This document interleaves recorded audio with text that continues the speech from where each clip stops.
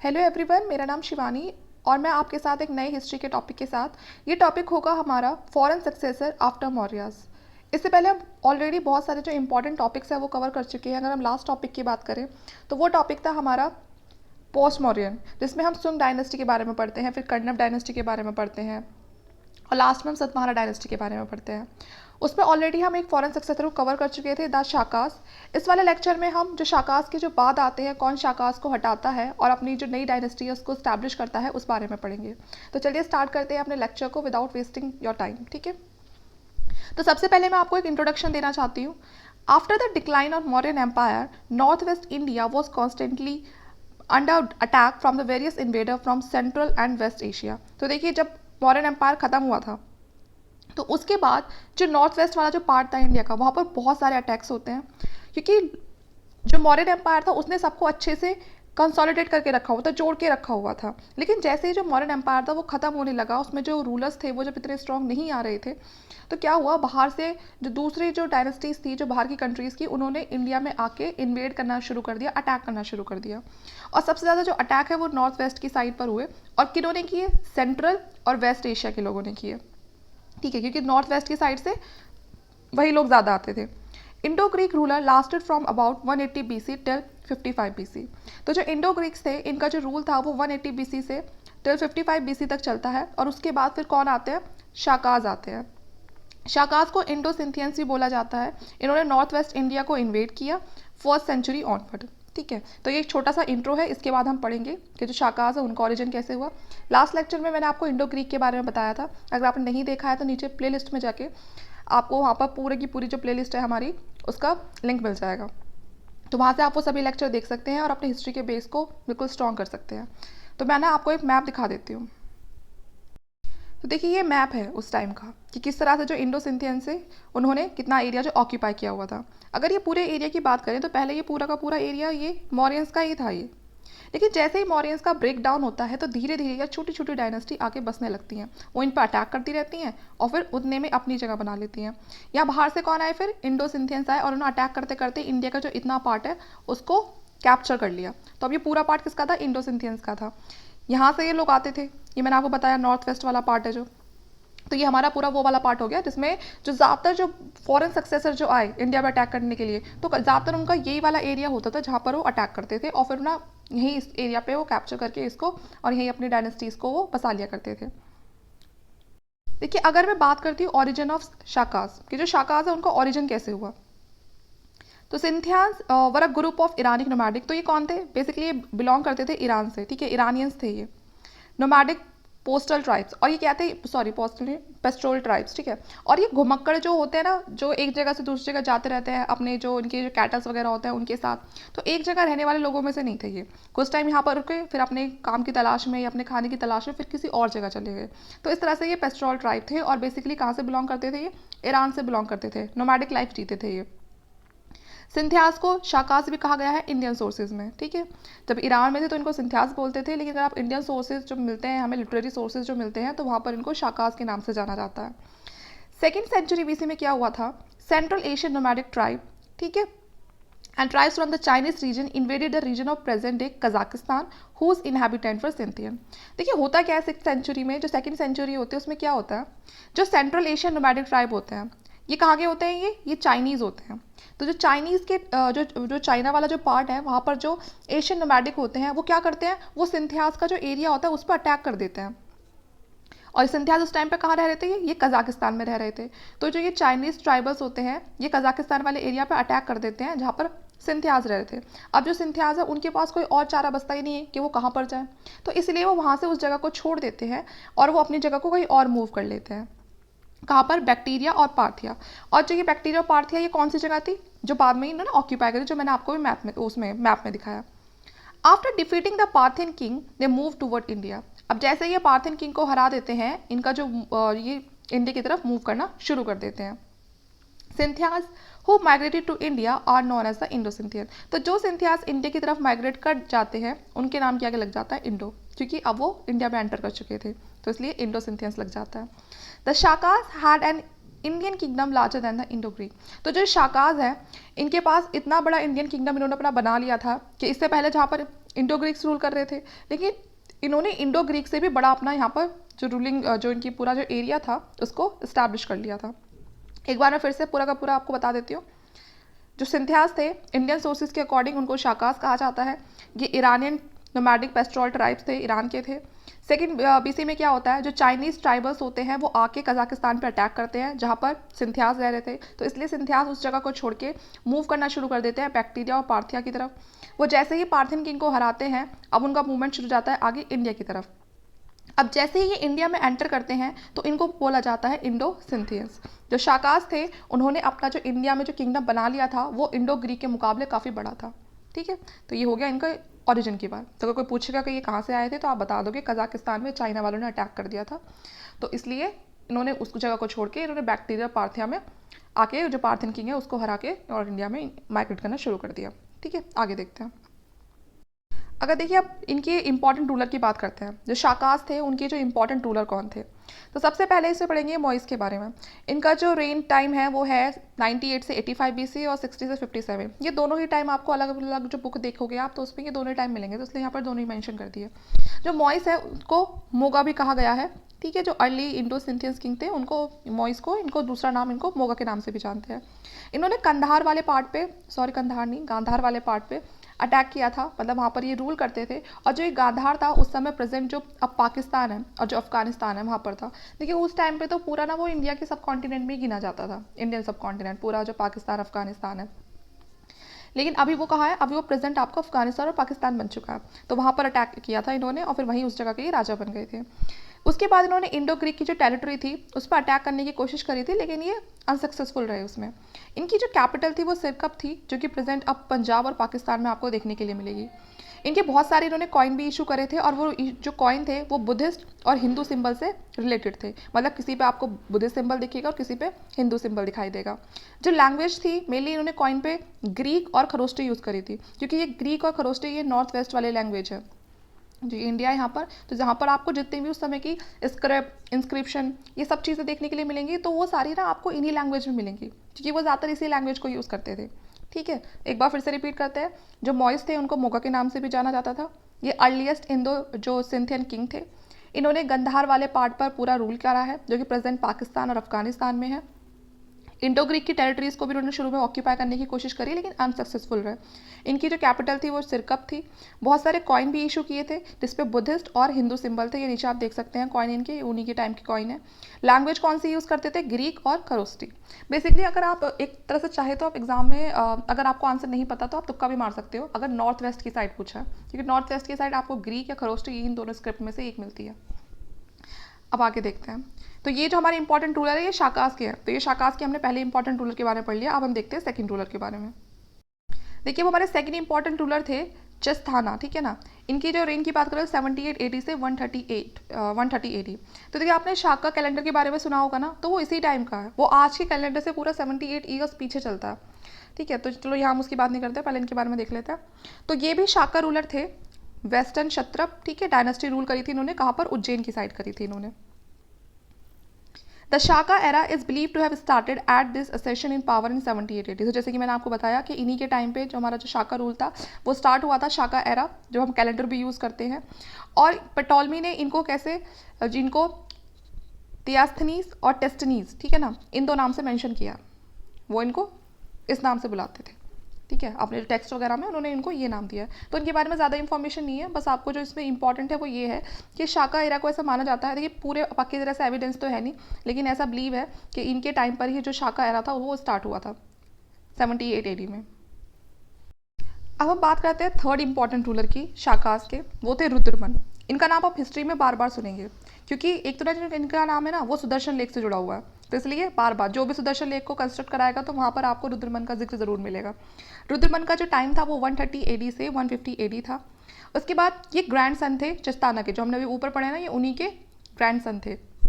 इनका जो किंगडम था उसमें कौनकन, नर्मदा वैली, काथियावाड़ और मालवा, ये सारे एरिया थे। तो देख रहे हो आप धीरे धीरे कितने आगे तक बढ़ते जा रहे हैं ये। तो इन्होंने अपने एरिया में कौनकन को भी मिला लिया, नर्मदा वैली को भी मिला लिया, काथियावाड़ को भी मिला लिया और मालवा को भी मिला लिया। इन्होंने कंडक्ट करवाया था, रिपेयर वर्क करवाया था सुदर्शन लेक का, ठीक है ना। तो जो रिपेयर वर्क है सुदर्शन लेक का उन्होंने करवाया था। कि नीचे आप पिक्चर में देख रहे हो ना, ये सुदर्शन लेक है और यहाँ पर उस समय के बहुत सारे इंस्क्रिप्शन रखे हुए हैं इस तरह से, यहाँ से पढ़ के पता चलता है सुदर्शन लेक के बारे में। इन्होंने एक हिंदू वुमेन को क्या किया था, इनसे शादी कर ली थी और बाद में ना फिर ये हिंदू जो उनका धर्म था उसी में चेंज हो गए थे, मतलब इन्होंने हिंदू धर्म को अपना लिया था। तो एक हिंदू वुमेन से शादी करके, देखो वैसे तो ये शाकाज थे ये, ठीक है ना, फॉरेन सक्सेसर्स में आता है इनका भी नाम, लेकिन उसके बावजूद भी इन्होंने हिंदू वुमेन से शादी करी और फिर अपना धर्म परिवर्तन कर लिया। इन्होंने एक टाइटल लिया था माँ शत्रप, ठीक है ना, ये किंग बनने के बाद लिया था इन्होंने title. He maintain marital relationship with the Satavahana, तो इन्होंने जो सतवाहना के में भी शादी करी थी। और जो वशिष्ठ पुत्र सतकर्णी थे वो इनके दामाद थे, वो इनके सन इन लॉ थे, ठीक है। उसके बाद है he also fought numerous war with them, लेकिन उसके बाद भी इनकी दोनों के बीच में काफ़ी वॉर होती है। हो सकता है कि वॉर पहले हुई हो फिर बाद में शादी करती हो, सब कुछ शांति बनाए रखने के लिए, क्योंकि पहले यही होता था। इन्होंने संस्कृत को काफ़ी ज़्यादा सपोर्ट किया लिटरेचर में और कल्चरल आर्ट को भी, ठीक है। तो रुद्रमन के बारे में क्या देखा हमने, जस्टाना के ये क्या थे, ग्रैंडसन थे। कौनकन नर्मदा वैली पर इन्होंने पूरा अपना एकदम सब कुछ कैप्चर कर लिया था, अच्छे से फैला लिया था। सुदर्शन लेक को रिपेयर वर्क में इन्होंने काम करवाया था। एक हिंदू वुमेन से शादी करी थी और बाद में फिर हिंदू धर्म अपना लिया था। ये महाक्षत्रप इन्होंने अपना टाइटल लिया था किंग बनने के बाद। सतवाहना में इन्होंने शादी करी थी, ठीक है। उसके बाद जो वशिष्ठ पुत्र सतकर्णी थे वो इनके सन इन लॉ थे। दोनों में फाइट भी होती है और संस्कृत लिटरेचर को, कल्चरल आर्ट को काफ़ी ज़्यादा इन्होंने बढ़ावा दिया था, ठीक है। तो यहाँ पर मैं आपको दिखा देती हूँ, देखिए। तो ये बुरी बुरी क्या है, हमारी सुदर्शन लेक है और ये वहाँ पर जो इंस्क्रिप्शन रखे हुए हैं ये उन सब में पता चलता है सुदर्शन लेक के बारे में, ठीक है। आगे देखते हैं। अब देखते हैं डिक्लाइन कैसे हुआ शाकास का। जो शाकास थे वो कैसे खत्म हुए। देखिए जो शाका एम्पायर है वो डिक्लाइन हुआ after the defeat at the end of Satavahana emperor. जैसे ही सतवाना एम्पर पावर में आ गए, बेसिकली जो ज़्यादा जो मोस्टली जो इम्पोर्टेंट है वो है गौतमी पुत्र सतकर्णी, है ना। जैसे ही ये पावर में आ गए, अब धीरे धीरे जो शाकाज एम्पायर था उसका डिक्लाइन होना शुरू हो गया।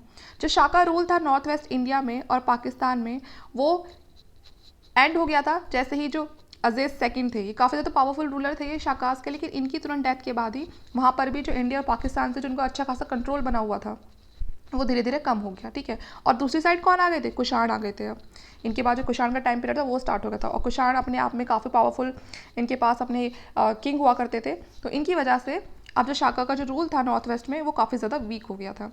वेस्टर्न इंडिया की बात करें, the rule came to an end in 4th century AD। जो रूल था 4th सेंचुरी तक इनका काफ़ी ज़्यादा ख़त्म हो गया था, ठीक है। लास्ट जो वेस्टर्न शाका रूलर थे, क्षत्रप शाका रूलर जिसे हम बोलते हैं रुद्र सिम्हा थर्ड, ठीक है, उनको जब हरा दिया था चंद्रगुप्त सेकंड ने, जो कि गुप्ता डायनेस्टी वाले, ये गुप्ता डायनेस्टी वाले चंद्रगुप्त हैं, ठीक है ना।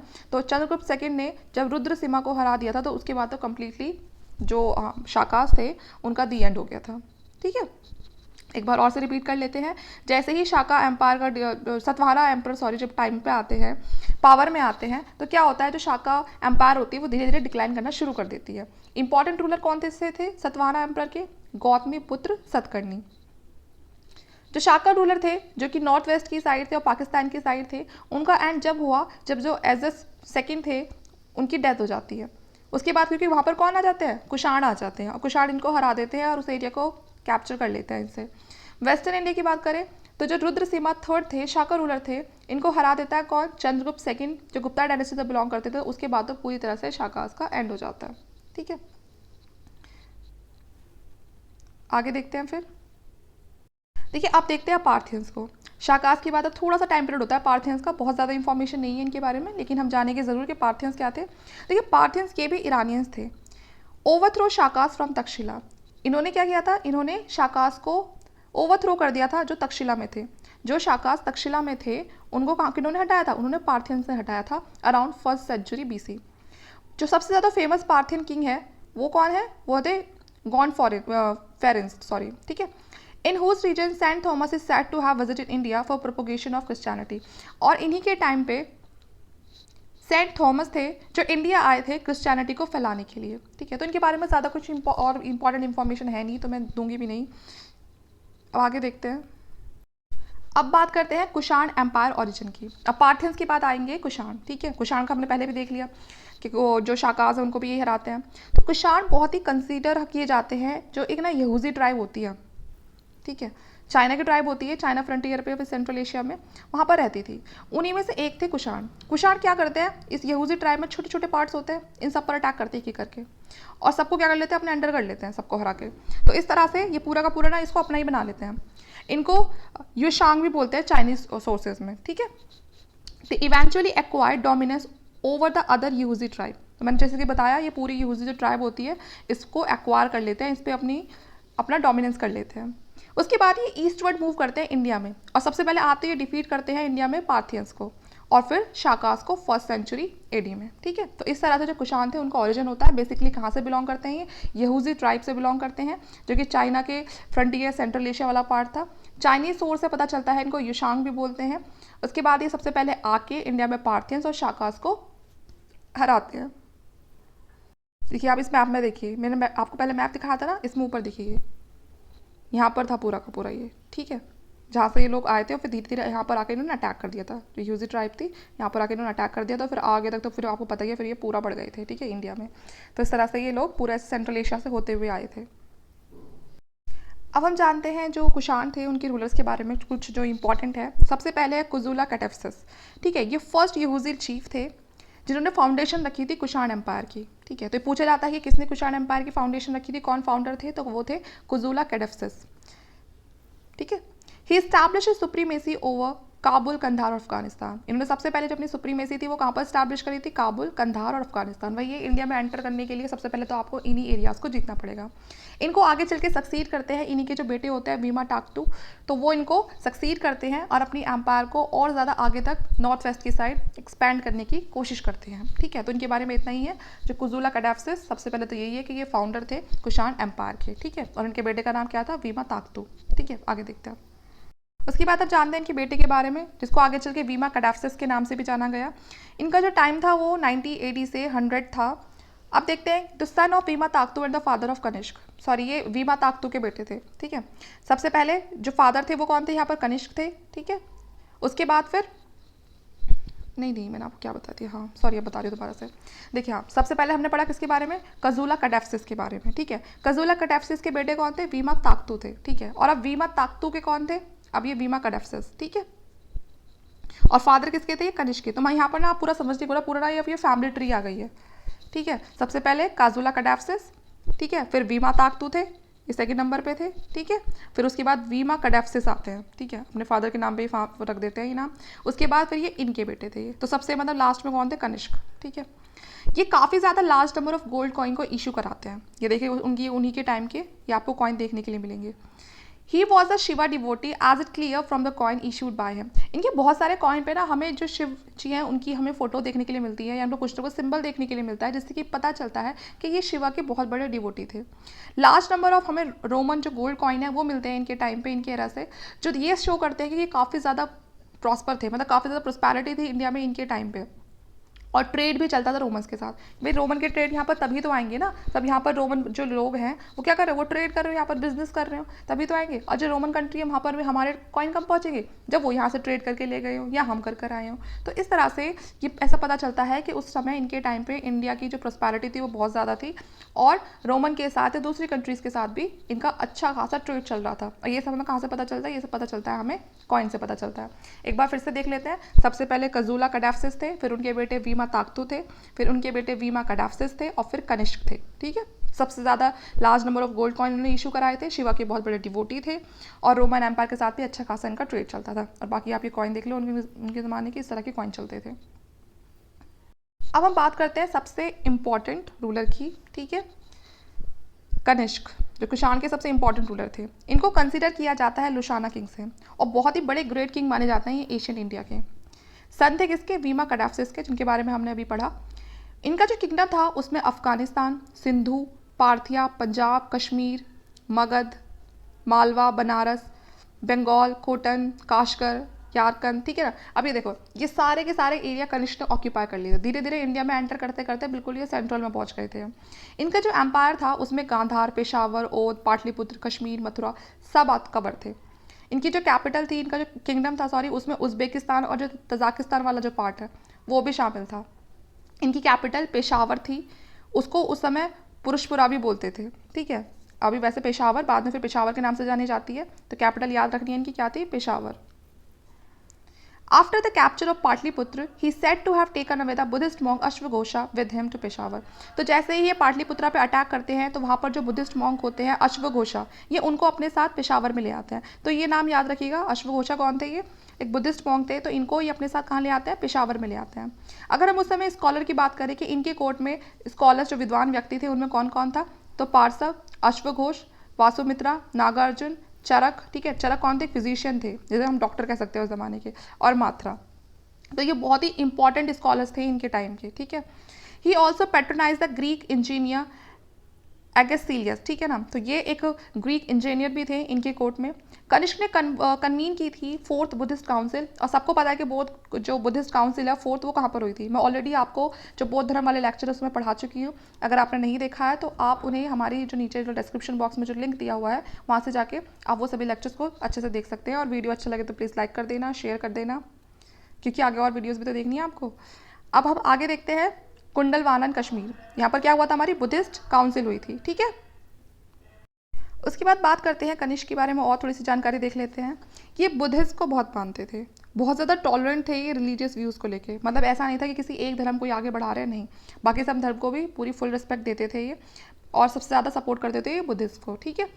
इनके जो हमें इनके टाइम के जो कॉइन मिलते हैं वो मिक्स मिलते हैं, इंडियन, ग्रीक, जोरेस्ट्रियन, ठीक है ना, उन सभी के देवी देवता हमें इनकी कॉइन पे देखने के लिए मिलते हैं।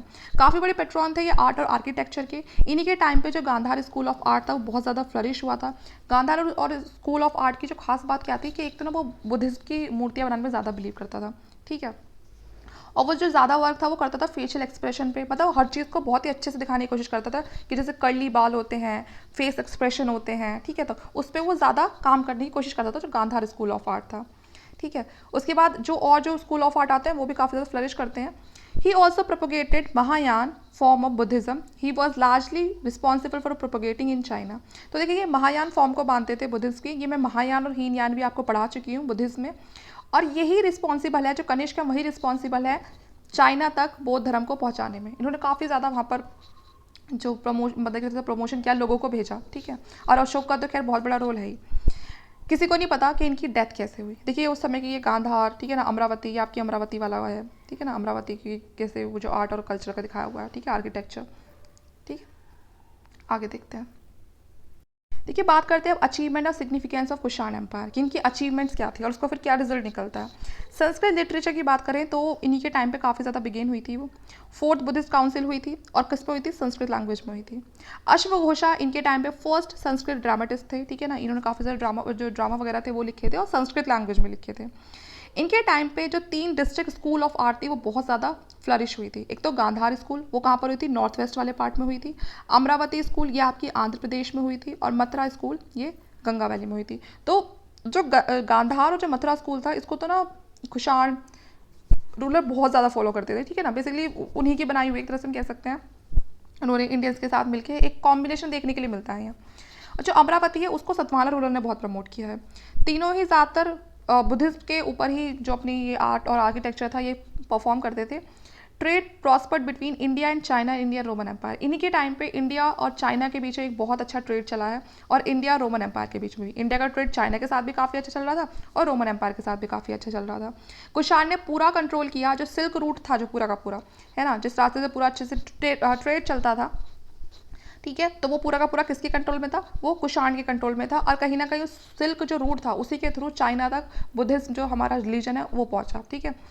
It was during this time that Buddhism began to spread to Korea and Japan also. और यही वो टाइम था कि जो बुद्धिज्म थे वो ना केवल सिर्फ चाइना तक बल्कि जो उसके आगे कोरिया और जो जापान है वो वहाँ तक भी पहुँचे। इस मैप में देखिए आप, इस मैप में पूरा आना आपको ये जो सिल्क रूट है वो दिखाया हुआ है, किस तरह से यहाँ से पूरा का पूरा था ये ना, कितने पार्ट्स में आगे जा रहा है, यूरोप तक जा रहा है, ये ऊपर भी जा रहा है, फिर नीचे इधर इंडिया में भी आ रहा है, ठीक है, इधर ये साउथ एशिया जो कंट्री है उनमें भी आ रहा है, ठीक है, और इधर भी जा रही है। तो इस तरह से जो पूरा का पूरा सिल्क रूट था इसको कंट्रोल किया था कुषाण ने किया था, ठीक है। ये आपको दूसरे ट्रेड के जो रास्ते हैं वो दिखाई देंगे, किस तरह से इंडिया के साथ बाकी कंट्रीज ट्रेड कर रही थी। तो जो ब्लू वाली है ये वो लाइन है जो बाकी कंट्रीज़ के साथ ट्रेड हो रहा था, और जो ये पूरा रेड वाला है ये वो है जो चाइना जो सिल्क रूट को फॉलो करते हुए जो पूरा का पूरा जो एशिया में घूम रहा था, यूरोप तक जा रहा था। तो ये रेड वाला पार्ट सारा वो है जो सिल्क रूट वाला पार्ट है, ठीक है। Many towers, चैत्यास town, beautiful sculptures were build under the patronage of Kushan king. तो कुशान किंग ने बहुत सारे चैत्यास भी बनवाए, टॉवर्स बनवाए, टाउन्स बनवाए, ब्यूटीफुल स्कल्पचर बनवाई, ठीक है। Kushan were foreign invaders to begin with, but they are completely Indianized Indian culture. देखिए वैसे तो ये फॉरेन इन्वेडर थे, लेकिन शुरुआत में, ठीक है, फिर जैसे ही इंडिया में बस गए कंप्लीटली इंडियनाइज हो गए और इंडिया का जो कल्चर था उसके साथ बहुत ही अच्छे से मिक्स हो गए। It is said that the Kushan period in Indian history was a perfect for runner to the golden age of the Gupta. तो जो कुशान पीरियड था हिस्ट्री में माना जाता है कि एक, अगर हम बोलते हैं ना गुप्ता को हम गोल्डन एज वाला पीरियड बोलते हैं क्योंकि वो इंडिया के लिए गोल्डन एज वाला पीरियड था, तो ये जो कुशान पीरियड है ये भी कोई कम नहीं था, हम इसे ना बिल्कुल उसके बराबरी का बोल सकते हैं, ठीक है, क्योंकि इनके टाइम पर भी बहुत ज़्यादा जो चीज़ें थी आर्ट कल्चर से रिलेटेड काफ़ी ज़्यादा चीज़ें परफॉर्म की गई थी, ट्रेड भी बहुत अच्छा हुआ था। तो इसीलिए हम बोल सकते हैं कि बिल्कुल जैसे गुप्ता पीरियड को हम गोल्डन एज का कहते हैं, तो ये भी ना कहीं उस गुप्ता पीरियड को एकदम ना कॉम्पिटिशन देता है अच्छे वाली। अब लास्ट आता है टॉपिक हमारे, किस तरह से कुशान एम्पायर का डिक्लाइन हुआ। अब देखिए बहुत फल फूल ली है, अब इसका भी एंड होने के लिए आ गया। कनिष्क को सक्सीड करते हैं उन्हीं के बेटे वाशशिका, ठीक है, और वाशशिका फॉलोड करते हैं हुविशिका और कनिष्क सेकेंड, ठीक है, ये सन होते हैं इन्हीं के। Kanishka second was followed by Vasudev first. अब कनिष्क सेकंड को फॉलो करते हैं Vasudev first. Vasudev first last great king थे कुशान के। इनके बाद अब क्या होते हैं, जो किंग थे वो ज़्यादा स्ट्रॉन्ग या कैपेबल नहीं होते हैं कि वो इतनी बड़ी एम्पायर को संभाल सकें, तो इसीलिए इन्हीं की डेथ के बाद क्या होता है, जो एम्पायर होता है वो डिसइंटीग्रेट होता चला जाता है, छोटे छोटे पार्ट्स में टूटता चला जाता है, और प्रोबेबली जब इनकी डेथ हो जाती है 232 AD के बाद, तो फिर तो पूरी तरह से क्या हो जाता है, ख़राब भी हो जाता है, क्योंकि जब ये एरिया तो टूटने लगा, और जैसे कोई भी जो पार्ट होता है, जो पूरा जो सेंट्रलाइज पार्ट होता है यूनिट में होता है, और जैसे वो टूटना शुरू कर देता है तो वो वीक हो जाता है। तो इनके टाइम पर भी यही हुआ, कुशान के टाइम पर भी, कि जब तक पावरफुल जो किंग्स थे वो रहे तो पूरा का पूरा इसे इंटीग्रेट रखा, लेकिन जैसे ही उनकी डेथ हो गई पावरफुल किंग्स की, उसके बाद अब जो दूसरे जो किंग आते हैं वो इतने बड़े एम्पायर को नहीं संभाल पाते हैं, और वो जगह जगह से जो एम्पायर होता है वो डिसइंटीग्रेट हो जाता है। इसी वजह से जो हमारा कुशान एम्पायर था पूरी तरह से डिक्लाइन हो जाता है, ठीक है। तो यहाँ पर जो हमारा कुशान एम्पायर है पूरी का पूरा हमने पढ़ लिया है। इसके बाद हम एक नए टॉपिक के साथ मिलेंगे। तो इसलिए अगर आपको वीडियो अच्छा लगता है तो प्लीज़ लाइक करना, चैनल को सब्सक्राइब करना, वीडियो को ज़्यादा से ज़्यादा शेयर करना, है ना। आपको नेक्स्ट वीडियो इससे भी और अच्छी मिलेगी, हम कोशिश करेंगे इससे भी और अच्छी वीडियोस लेकर आए एक अच्छी इन्फॉर्मेशन के साथ। Thank you.